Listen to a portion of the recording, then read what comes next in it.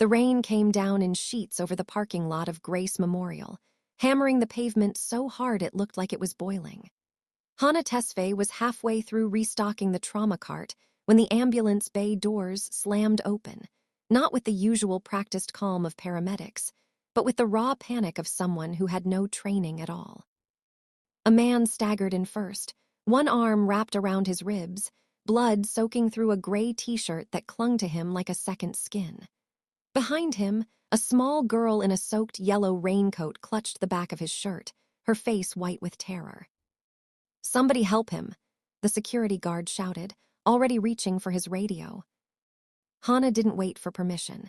She dropped the supplies she was holding and ran. "Sir, look at me. Look at me," she said, guiding him toward the nearest gurney before his knees buckled completely. Up close, the wounds weren't from a car accident or a fall. They were clean, deliberate. Knife wounds. 3 of them, maybe 4, along his side and 1 across his forearm where he'd clearly tried to block something sharper than a fist. "No police," the man rasped, gripping her wrist with more strength than a man that injured should have had. "Please, no ambulance report, no system, just until sunrise. That's all I need." "You need surgery," Hana said flatly, already pressing gauze against the worst of the bleeding. "You need a doctor, not a nurse doing this in a hallway." "I need you not to call anyone," he said, and something in his voice made her pause. It wasn't a threat. It was something closer to exhaustion. Fear, even. A man who was used to being the most dangerous person in any room, suddenly not sure if he was safe in this one. The girl in the yellow raincoat pressed herself against the wall near the vending machines, eyes darting to the doors every few seconds like she expected them to burst open. "Is she yours?" Hana asked, nodding toward the child while she worked the gauze tighter. "No," the man said. "She's someone I'm protecting, that's all you need to know." Security wanted him gone within the hour. No ID, no insurance, wounds that screamed, "Report this," and a patient actively refusing every protocol the hospital had. The charge nurse, Denise, cornered Hana by the supply closet. "He needs to go to county or he needs to go to jail," Denise said. "We are not running an underground clinic, Hana." "He's stable. He just needs somewhere quiet until morning," Hana said. "I'll take responsibility." "You'll take responsibility," Denise repeated, unimpressed. "With what, your salary, your license?" "With my shift," Hana said. "It's mine to use." She didn't tell Denise about the way the man's eyes kept flicking toward the little girl every time she whimpered, like his own pain didn't register at all next to the fact that this child was cold and scared. She didn't tell her about the silver lighter that had fallen out of his jacket pocket when she cut the fabric away, engraved with 2 letters she didn't recognize as anything important yet. RM. She moved him to the old family waiting room on the 3rd floor, the one nobody used anymore because the elevator nearby had been out of service for 2 years and everyone had simply stopped bothering. She brought a spare blanket from the linen closet. She brought her own dinner, a turkey sandwich she'd made that morning and never gotten to eat, and set it on the side table without a word. "You didn't have to do that," the man said. "You didn't have to bleed all over my ambulance bay, but here we are," Hana said, and for the first time all night, something that might have been a laugh escaped him, cut short by pain. The girl finally spoke. "Is he going to be okay?" "He's going to be fine," Hana said, kneeling to her eye level. "I promise, are you hungry?" The girl nodded, small and quick, like she was afraid to ask for anything else. Hana found crackers in the break room, a juice box from the pediatric ward's stash, and sat with the girl on the floor while the man drifted in and out of a shallow, guarded sleep. Every time his eyes opened, they went straight to the girl first, checking she was still there, still safe. Only then did they settle back on Hana, like he was trying to memorize her face. "Why are you doing this?" he asked once, quiet enough that the girl, half asleep against the wall, wouldn't hear. "Because you asked for one night," Hana said, "and because whoever did this to you was trying to make sure you didn't get one." He studied her for a long moment. Most people would have called security the second they saw the blood. "Most people aren't nurses at 3 in the morning," she said. "We've all seen worse walk through those doors than a man who doesn't want a paper trail." By the time the gray light of dawn crept through the blinds, the man was sitting up on his own, color returned to his face, the girl asleep with her head in his lap. He watched Hana check his bandages one last time before her shift ended. "You didn't ask my name," he said. "You didn't offer it," she said, "and it's really not my business." "Roman," he said anyway, "and I owe you more than a thank you." "You owe me nothing," Hana said, tucking the blanket a little tighter around the sleeping girl. "You needed help. I had hands. That's the whole transaction." He reached for something at his side and came up empty. The lighter was gone, tucked in Hana's scrub pocket where she'd absent-mindedly slipped it after cutting his shirt away. He didn't ask for it back. He only looked at her like he was filing away a promise. "One day," he said, standing slowly, testing his balance, "I'll return this kindness." She smiled, mostly out of politeness, because people said things like that in hospitals all the time and rarely meant them the way they sounded. "Get that arm looked at by an actual doctor," she said, "and stop getting stabbed." He was gone before her shift officially ended, slipping out through the stairwell with the girl's small hand in his, leaving no name in any system, no bill, no trace except a lighter with 2 initials that meant nothing to Hana yet. If you're the kind of person who stops what they're doing to help a stranger, even when it costs you something, hit that subscribe button right now, because this story is about to show you exactly what that kind of kindness can set in motion. Weeks passed, and Hana barely thought about the stranger from the storm except in the quiet moments before sleep, when she wondered if the girl in the yellow raincoat was safe, wherever she was. Life at Grace Memorial had its own storms to deal with. The hospital board announced budget cuts in a meeting that lasted 11 minutes and changed everything. Overnight shifts were being consolidated. Positions were being restructured, which was a word everyone understood to mean fired. "They're cutting the ER night rotation by half." Denise told her in the break room, not meeting her eyes. "I fought for you, Hana. I did. But seniority's seniority, and the newer nurses cost less." "So that's it," Hana said, feeling the floor tilt slightly under her. 11 years and that's it." "I'm sorry," Denise said, and she looked like she meant it, which somehow made it worse. Hana's mother, Miriam, had been waiting for good news about her hip surgery for months. The kind of surgery that came with a 5-figure price tag, even with insurance. The kind of surgery that kept getting pushed back, because the family kept needing the money for something else first. Rent, the car, the electric bill that had crept up every summer since the building's old wiring started failing. "You lost your job," Miriam said quietly when Hana finally told her, sitting at the small kitchen table with her hands wrapped around a mug of tea she wasn't drinking. "I'll find something else, Mama," Hana said. "I always do." "You give everything to everyone," Miriam said, reaching across the table to take her daughter's hand. "When is it your turn to receive something?" "I don't need anything," Hana said, and she believed it mostly. "I need you to get better, that's all I need." She picked up double shifts at a nursing home across town, the kind of work that paid less and asked more, changing linens and administering medications for 12 hours at a stretch, coming home too exhausted to do anything but stare at the ceiling until sleep finally took her. Debt collectors started calling about the medical bills from Miriam's last hospital stay, their voices flat and rehearsed, unmoved by explanations. "I understand your situation, ma'am, but the balance is still due," one of them said, and Hana had stopped bothering to argue after the 3rd call in a week. She still had the lighter. It sat in the drawer of her nightstand, silver and cool, RM engraved in small looping letters she still hadn't looked up, hadn't thought to look up, because why would a busted lighter from a stranger who vanished into a stairwell matter more than the stack of bills on her counter? Then, on a Tuesday morning that started like every other exhausted, grinding morning of that stretch, 3 black SUVs pulled into the nursing home parking lot in a line so precise it looked choreographed. The staff noticed first. One of the aides, Carla, peered through the blinds at the front desk and went very still. "Hana," she said, "there are men in suits getting out of those cars, and they're asking for you by name." "Me," Hana said, drying her hands on a paper towel, half convinced it was a mistake, or worse, that something had happened to a patient's family, and they'd come to make a complaint in the most theatrical way imaginable. "Nurse Hana Tesfaye," one of the men said at the door, tall, calm, dressed like he belonged on the cover of a magazine no one she knew could afford. "Someone would like to speak with you." "Is this about a patient?" Hana asked, already bracing for the worst version of whatever this was. "No, ma'am," the man said. "It's personal."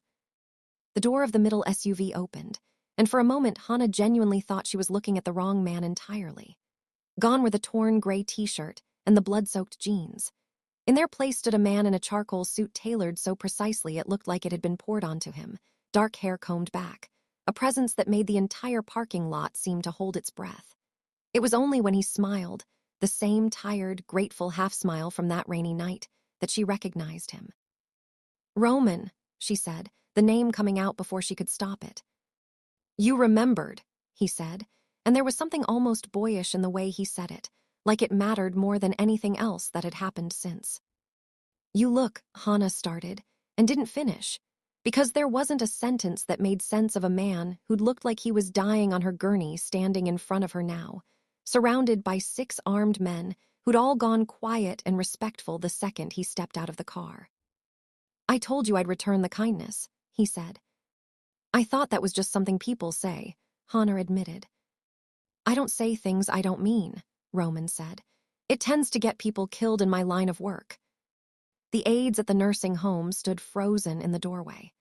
A resident in a wheelchair by the window watched the scene with open fascination, as if this were the most interesting thing to happen at the facility in a decade, which it likely was.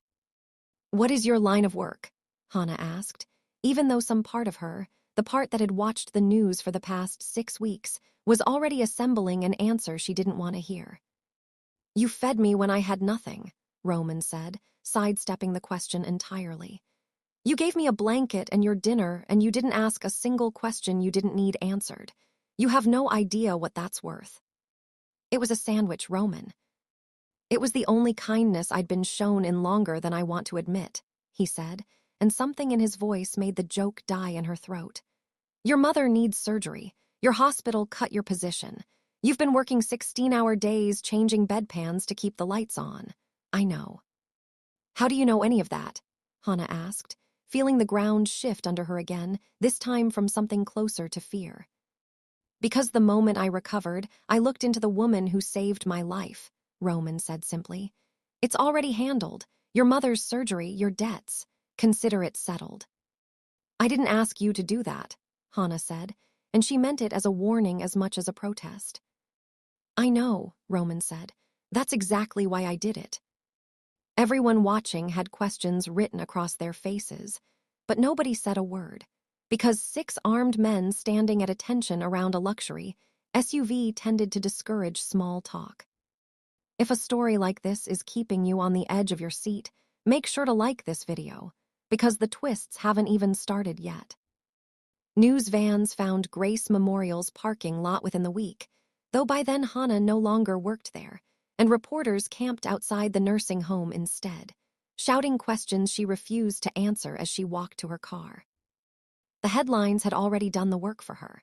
The mysterious disappearance and sudden reappearance of Roman Moretti, the man federal agents had spent 3 years failing to indict, the man whose organization controlled shipping routes and financial fronts across 4 states, was somehow tied to a community nurse nobody had ever heard of before that week.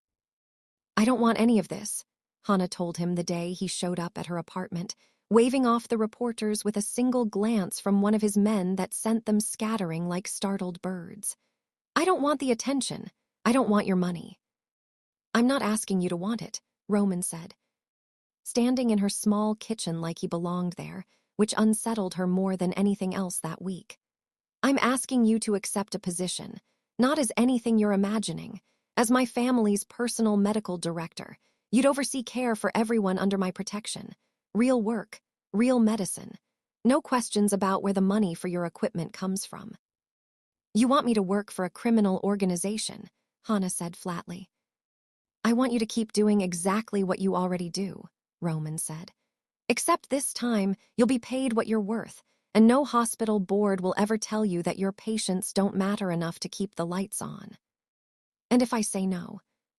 Then I protect you anyway, Roman said, without hesitation, without offense. That part was never conditional. Hana crossed her arms, studying him the way she'd studied countless patients trying to hide how much pain they were actually in. Why me, Roman? You could have anyone.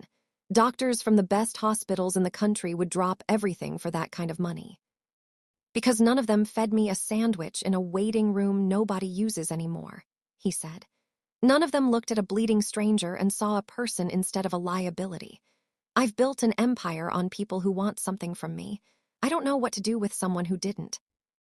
I still don't want the money, Hana said. Then don't take it as money, Roman said. Take it as a debt repaid on my terms, not yours. I don't leave debts unpaid. Ask anyone who's ever crossed me.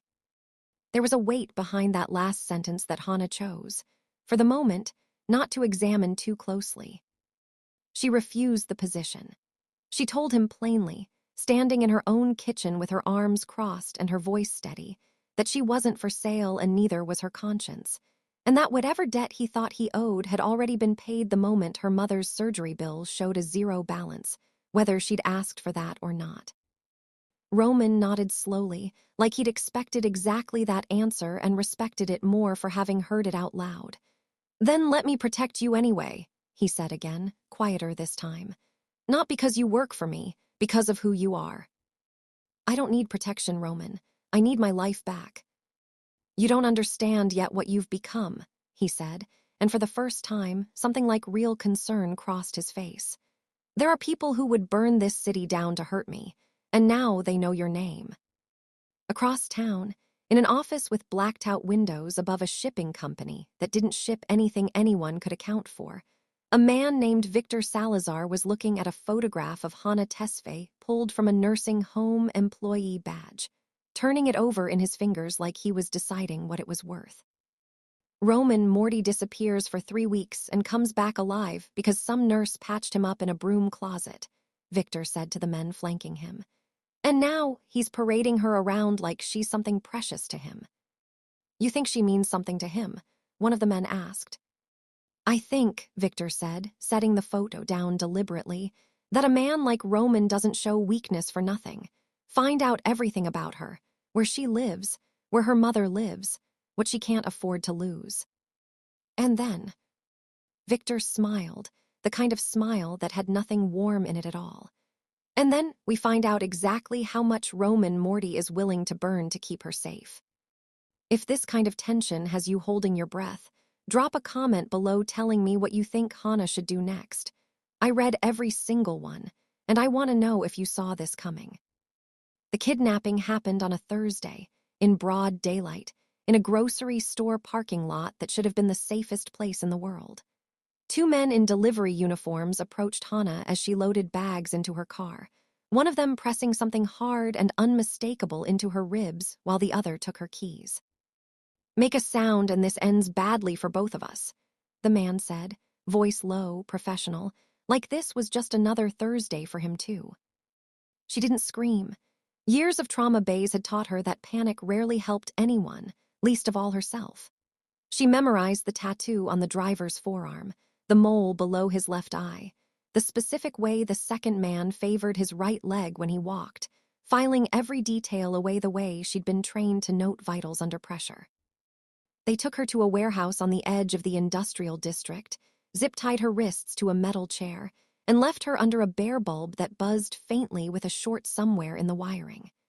Victor Salazar arrived 20 minutes later, unhurried, like a man confident nothing could go wrong with a plan this simple. Nurse Tesfaye, he said, pulling a chair to sit across from her, close enough that she could smell the cologne he'd clearly put on for the occasion. Do you know how much you're worth right now? Not in money, in leverage. I'm worth exactly what I decide I'm worth, Hana said, and if her voice shook, it wasn't from fear alone. Which is more than whatever you're planning to trade me for. Brave words for a woman tied to a chair. I've had scalpels aimed at me by grieving families who blamed me for things I had no control over, Hana said. You're not the scariest thing that's happened to me this year. Victor's smile flickered, just slightly at that. We'll see how brave you are once Roman hears we have you. He'll come, Hana said, with a certainty that surprised even herself. That's exactly the point, Victor said, standing to leave. Let him come. Let him bring everything he has. This ends with him kneeling one way or another. They left one guard behind, a younger man who paced near the door more nervous than menacing, wincing every few minutes and favoring his side in a way Hana recognized instantly. The careful, guarded posture of someone hiding an untreated injury. "How long has that wound been infected?" she asked, her voice calm, clinical, the voice she used on frightened patients who needed to trust her before anything else could happen. The guard startled. "What?" "Your side. You've been favoring it since Victor left. If it's what I think it is, you're going to be running a fever by tonight, and no one in this warehouse is going to help you when you collapse." "Why do you care?" the guard said, suspicious, gun still raised though his grip had loosened slightly. "Because it's what I do," Hana said simply. "Even here, especially here." It took 20 minutes of quiet, steady talking. But by the end of it, the guard had cut the zip ties enough for her wrists to work free while pretending to check the knots, muttering that Victor's operation was sloppier than people gave it credit for. Muttering that maybe he owed Roman more loyalty than Victor deserved anyway, after what Victor's people had done to his brother 2 years back. "There's a service door on the east side," the guard whispered, not meeting her eyes, like he could barely believe what he was doing. "Camera's been broken for a week. Nobody's fixed it."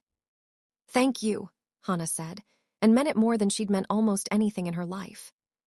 Outside, the night had turned into something out of a war film. Roman's men had arrived in force, moving through the industrial lot with a coordination that spoke of years of practice, gunfire flashing between shipping containers like lightning that refused to stop. Hana pressed herself against the warehouse wall, heart hammering, watching the chaos unfold in front of her. Roman found her before she found him, appearing out of the dark like he'd known exactly which door she'd come through, grabbing her by the shoulders and checking her over with an urgency that had nothing calculated about it at all. "Are you hurt?" he demanded. "Tell me the truth." "I'm fine," Hana said. "Roman, this is insane. People are going to die over me." "People were always going to die," Roman said, pulling her behind a stack of crates as gunfire cracked somewhere close. "Victor's been looking for an excuse to move against me for 2 years. You just gave him the confidence to try. This isn't your fault." "It doesn't feel that way," Hana said. "I know," he said. "I'm sorry you're part of this." The confrontation with Victor happened in the loading bay, under fluorescent lights that flickered erratically from a stray bullet in the wiring, Roman standing between Hana and the man who'd started this entire war, both of them bloodied. Both of them past the point of pretending this was still about business. "You should have stayed hidden after the hospital," Victor said, breathing hard, a cut above his eyebrow bleeding freely. "Instead, you paraded her around like a trophy, and now here we are." "You touched someone who has nothing to do with our war," Roman said, voice low and dangerously even. "That was your mistake, Victor, not mine."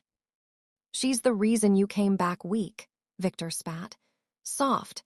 A king who bandages himself with a nurse's pity isn't a king anymore." "She's the reason I remembered what I was fighting for in the first place," Roman said. "And you're about to learn the difference." The fight that followed was fast and brutal and mercifully short, ending with Victor on his knees in the same loading bay he'd chosen for his grand confrontation, surrounded by men who no longer answered to him, most of whom had quietly switched loyalties the moment it became clear which side was going to win. Roman didn't kill him. He stood over Victor for a long moment, breathing hard, Hana watching from behind the crates with her heart still hammering, and then he simply said, "Take everything from him. His territory, his contracts, his men. Let him live with nothing. That's a worse sentence than anything I could give him with a bullet." If you've made it this far into the story, comment the word kindness below. I want to see how many of you are following along, because the ending is about to change everything you think you know about Roman Morty. In the weeks that followed, something in Roman changed in a way none of his associates fully understood, though Hana watched it happen slowly, piece by piece, in the quiet moments between them. "I'm dismantling half of it," Roman told her one evening, sitting across from her in the kitchen of the safe house where she'd stayed while the city settled, a cup of tea going cold between his hands. The shipping fronts, the territory disputes, the parts of this that only exist to hurt people who never ask to be involved. Why? Hana asked, though she suspected she already knew. Because a woman gave me a sandwich and a blanket and asked for nothing in return, and it made me realize how long it had been since anyone treated me like a person instead of a threat or a resource, Roman said. Power never changed me, Hana. Not really. It just gave me more ways to be alone. And kindness did, she asked. Kindness did, he said simply. I don't know how to repay something like that except by trying to become someone worth the debt. He didn't ask her to stay. He didn't ask her to be anything she hadn't already chosen to be. He funded, quietly and anonymously, a project she'd mentioned once in passing, half as a joke, about what she'd build if money were never the obstacle, a real community medical center, in the neighborhood that had lost its hospital wing to budget cuts, fully staffed, fully equipped, with a sliding scale that meant no family would ever again choose between rent and surgery. You didn't have to do this, Hana told him, standing in the half-finished lobby of what would become the Tesfaye Community Medical Center, sunlight pouring through windows that hadn't existed 6 months earlier. I know, Roman said. That's exactly why I did it. Reporters asked, for months afterward, who had funded the center that seemed to appear overnight, fully equipped, debt-free, run by a nurse nobody could connect to any obvious source of wealth. Hana never answered directly. She simply smiled the way she had that first rainy night, tired and warm and unwilling to explain herself to anyone who hadn't earned the answer. Sometimes, she told one persistent reporter, closing the door gently on the conversation, one sandwich changes an entire life. She never confirmed who Roman Moretti really was to her, not publicly, not even to the mother whose eyes still asked the question every time his name came up on the news. Some things, she'd decided, were worth protecting simply because they were real, and real things rarely survived being explained to people who only wanted the story, not the truth underneath it. What she knew, quietly, in the way she'd known things about patients long before their charts confirmed it, was this. Kindness given without expectation had a way of finding its way back, in forms nobody could have predicted, at times nobody could have chosen. A rainy night. A stranger with nowhere else to go. A sandwich she almost hadn't made that morning. It had all added up to something neither of them could have imagined sitting in that abandoned waiting room. Two people simply trying to survive one more night.